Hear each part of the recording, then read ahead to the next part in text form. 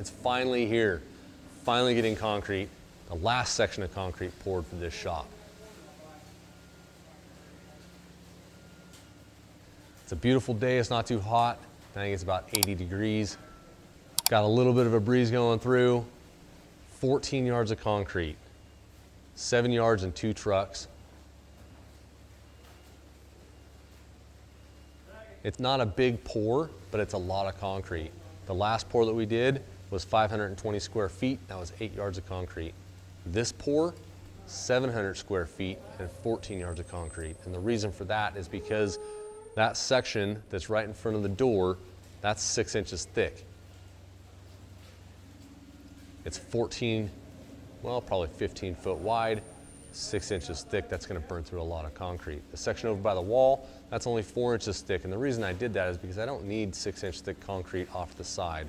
I'm not gonna be pulling heavy equipment off the side. There's actually gonna be a little loft over there that's gonna stick out about 5-6 feet, just a storage loft for parts and stuff.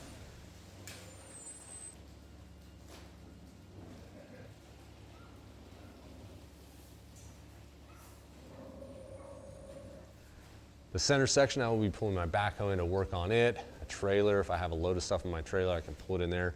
I don't want to have to worry about the concrete cracking, so I went 6 inches thick on that concrete.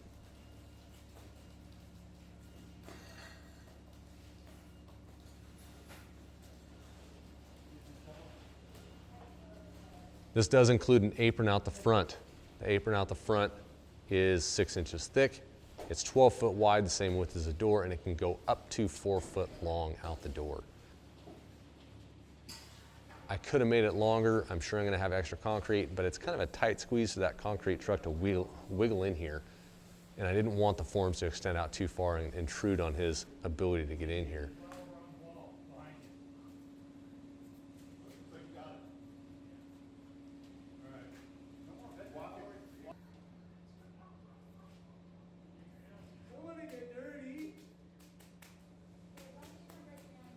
We have a 2x6 that's laying off the side so we can stop that apron if we run out of concrete and it can't go 4 foot. We can stop that apron. The 2x6 fits in between the side form boards.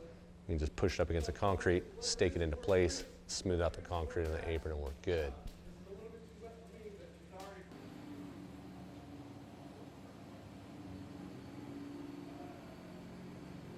We've got the second truck in here and lined up and ready to pour. He said he's got to mix it, and I'm not quite understanding why he has to mix it.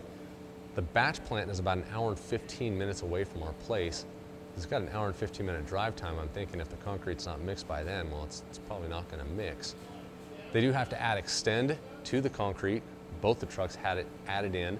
Extend is an additive, so you have more work time because they have to travel so far. You need something to keep it from kicking off so you can work it and get it leveled out.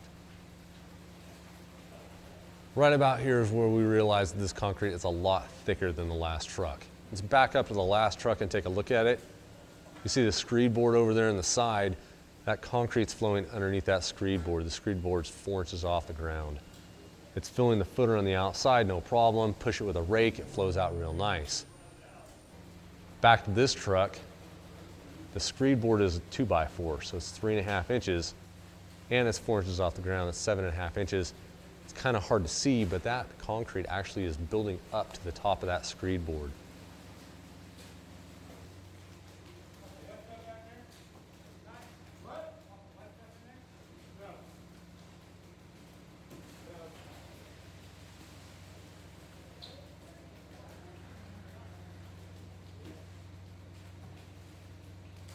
Now, the first truck took about 16 minutes to unload from start to finish.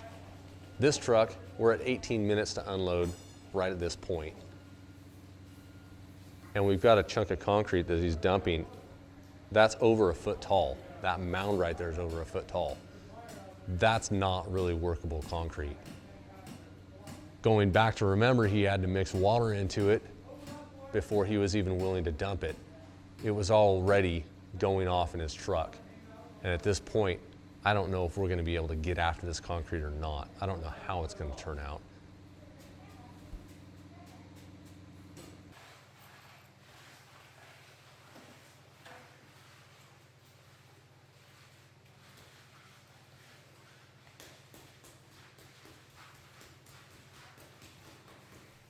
Now we worked as hard as we could on this concrete to finish this off, bull floating it, getting down on pads and scraping this concrete together. We spent way too much time on the second truck trying to level that out, trying to screed it off and get it smooth.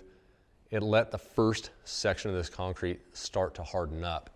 And that was kind of my mistake. I guess I should have stopped it when I realized the concrete coming out of that second truck was so hot.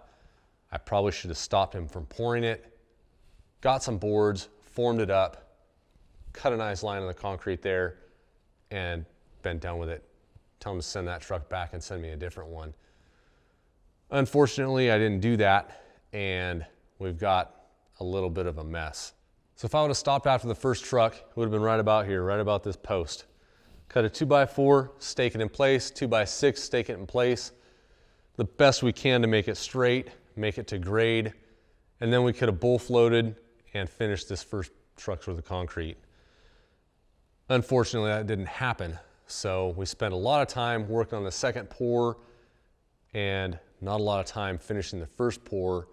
So the first pour isn't as nice as it should be, and the second pour is just atrocious. The easiest way to figure out where the high and low spots are is to bring a hose in here and flood the area. You want to wait a while before you do that, let the concrete set up really good. I waited a day and a half, brought a hose in, and I flooded this area. The major high spot is right over here. This is all high. This spot right here is the highest point to the lowest point, which is about 7 feet that way. That's going to be about an inch difference from high to low. The very highest point on this pour to the very lowest point in this pour is about an inch. Now it's not unsavable. There is ways to fix this. Now if it was a showroom, if this is a Home Depot, they would tear out a section and re-pour it, just because they want each section to look identical. I'm not worried about everything looking identical. I'm not worried about it being perfectly smooth. What I want is a basic smooth floor in my shop that I can work with. Now it would be nice if the whole thing was perfectly level, but I don't think the highs are enough to make the lows come up, make it all level out. So if it gets really close to level, I'm gonna be happy. That's all I really want is a flat, level surface. These other two pieces of concrete are pretty close to level. I can put a workbench over there and it doesn't wobble. I don't know if that's gonna be the case over here. I might have to watch where I put workbenches or shin the legs on the workbench.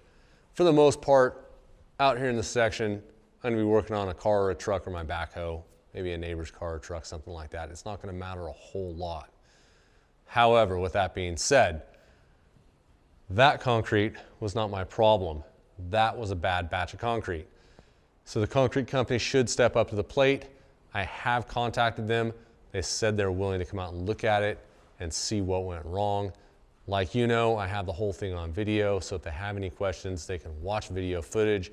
They can see. I've already taken screenshots, printed them out. If they want me to email those screenshots to them, I will. You can see the concrete's just way too thick. It's not workable concrete at that point. So I'm gonna see what they have to say. Crossing my fingers, they're gonna have somebody come out here with a concrete grinder and grind it as smooth as we can get it. And at that point, we'll do a little more evaluation, see if we need to bring in some concrete leveler. I know they sell a concrete leveler that you can buy. I don't know how strong it is.